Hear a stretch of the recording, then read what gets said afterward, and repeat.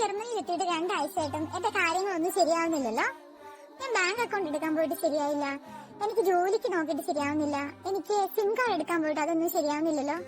ആരെങ്കിലും നിങ്ങളോട് ഈ ഒരു ചോദ്യം ചോദിച്ചിട്ടുണ്ടോ? ഇല്ലെങ്കിൽ കുഴപ്പമില്ല കേട്ടോ. റാത്തോസ് അൻമെൽഡും, അതായത് നമ്മൾ ജർമ്മനിയിൽ വന്ന് ആദ്യമായിട്ട് ചെയ്യാനുള്ള രജിസ്ട്രേഷൻ ആണ്.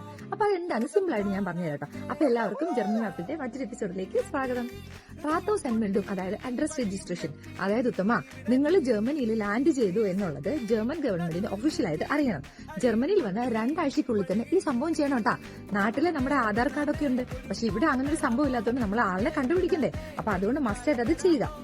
അതെങ്ങനെ നമ്മൾ ചെയ്യുന്നത്? അതിന് വേണ്ടിയിട്ട് ആദ്യം നമ്മളൊരു റാത്തോസിൽ പോവുക, റാത്തോസ് കണ്ടുപിടിക്കുക, അപ്പോയിന്റ്മെന്റ് എടുക്കുക, ഡോക്യുമെന്റ് സബ്മിറ്റ് ചെയ്യുക, കൺഫർമേഷൻ ചെയ്യുക, അത്രേ ഉള്ളൂ. ഇതിന് എന്തൊക്കെ ഡോക്യുമെന്റ്സാണ് വേണ്ടത്? വിസ, പാസ്പോർട്ട്, ഇത് രണ്ടും വാലിഡ് ആയിരിക്കണം. പിന്നെ നമ്മുടെ റെന്റൽ കോൺട്രാക്ട്, പിന്നെ ലാൻഡ് ലോഡ് കൺഫർമേഷൻ. അതായത് നമ്മളൊരു റെന്റൽ വീട്ടിലായിരിക്കുമല്ലോ താമസിക്കുന്നത്. അപ്പം നമ്മുടെ ഹൗസ് ഓണറിന്റെ കയ്യിൽ നിന്ന് നമ്മുടെ ഫാമിലി നമ്മുടെ കൂടെ താമസിക്കുന്നതോടെ യാതൊരുവിധ പ്രശ്നവും ഇല്ല എന്ന് പറഞ്ഞുകൊണ്ട് ഒരു പേപ്പർ എഴുതി മേടിക്കണം. സോ അതിന് ബോണോസ് കേബർ ബെസ്റ്റീറ്റും എന്ന് പറയും. സോ ആ പേപ്പർ ഇത്രയും സാധനമായിട്ട് നേരെ പോയി രജിസ്റ്റർ ചെയ്യുക. അപ്പൊ മറക്കണ്ട, ജർമ്മനിയിൽ വന്ന് 2 ആഴ്ചക്കുള്ളിൽ തന്നെ അത് ചെയ്തിരിക്കണം. അപ്പൊ ഇതിനെക്കുറിച്ച് കൂടുതൽ ഡീറ്റെയിൽസ് അറിയണമെന്നുള്ളവർക്ക് ഞാനൊരു ഫുൾ വീഡിയോ ചെയ്തിട്ടുണ്ട്, ഇതിന്റെ അടിയിൽ കൊടുക്കുന്നുണ്ട്. അപ്പൊ നിങ്ങൾക്ക് താല്പര്യമുള്ളവർക്ക് പോയി കാണാം കേട്ടോ. അപ്പൊ മറ്റൊരു വീഡിയോയിൽ വീണ്ടും കാണുന്നവരെ ബൈ, ചൂസ്.